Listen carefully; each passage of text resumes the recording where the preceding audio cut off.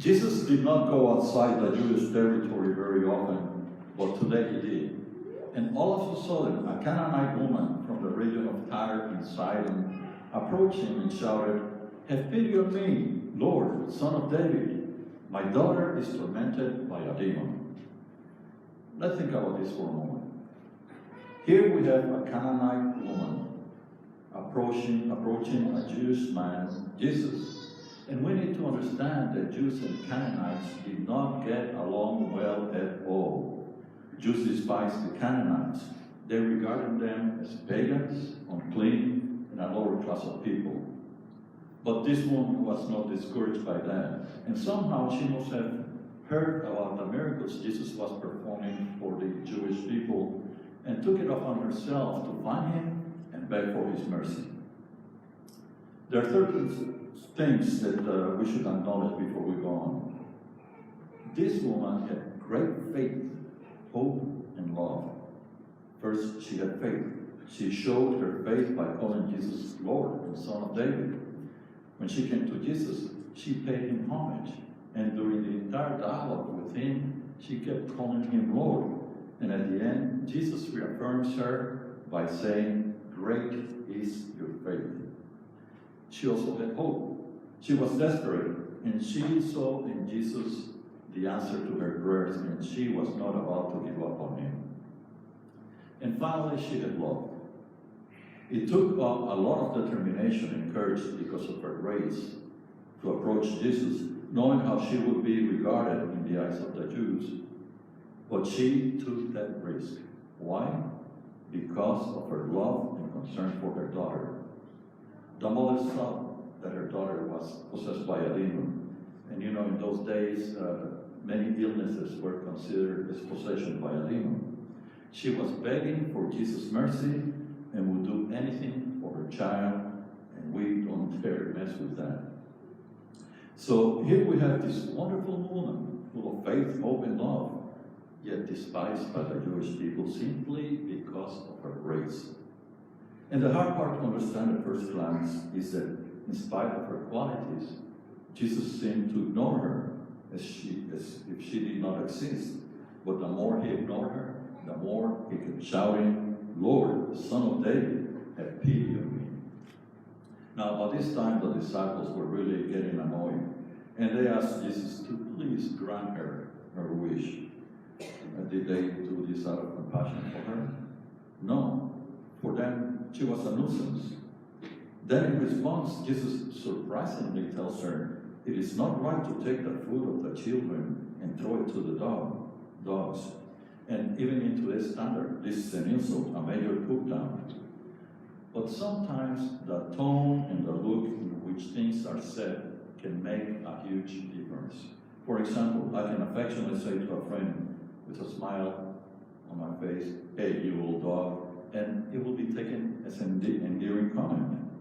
Surely Jesus was not speaking with arrogance or contempt. Otherwise, that would be contrary to everything we know about Jesus.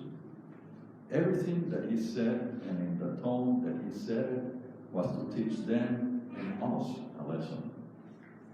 Now, this woman was also witty and picks up on Jesus' expression and says, "Okay, you win, Lord, but even dogs like us can eat the crumbs that fall from the table of superior people like your kind."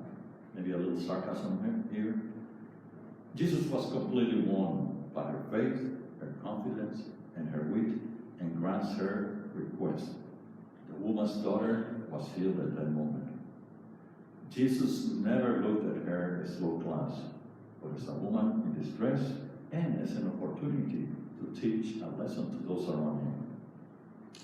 What Jesus shows us here very clearly is that God's mercy and love is available not only to God's chosen race, but to all the people of the world.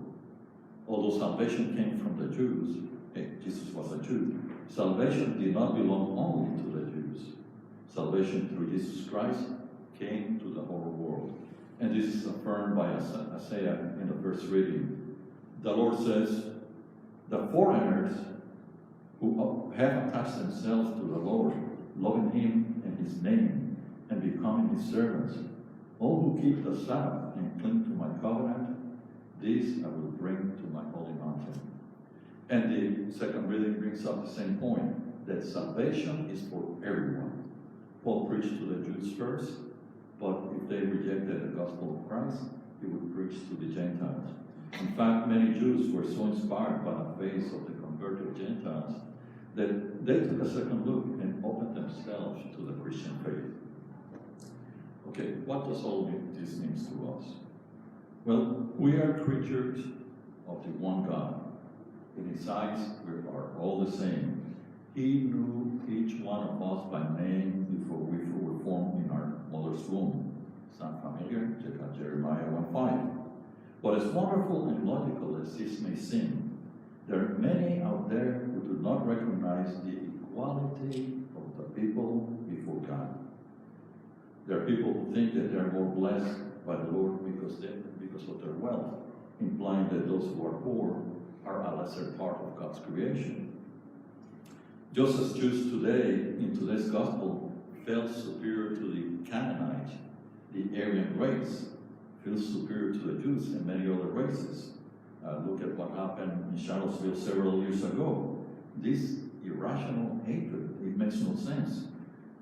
Maybe, just maybe, we need to be a little bit more careful about how we look at the immigrants in our country, whether documented or undocumented. Do we look at them the same way as the Jews looked at the Canaanites? Do we look at them the same way as the Aryan race looks at blacks and Jews?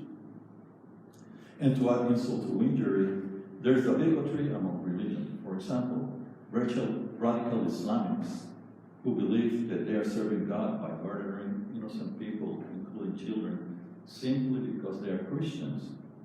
Hey, what about some so-called Christians who think or claim that Catholics are not really Christians, or that if you're not a Christian, you cannot be saved?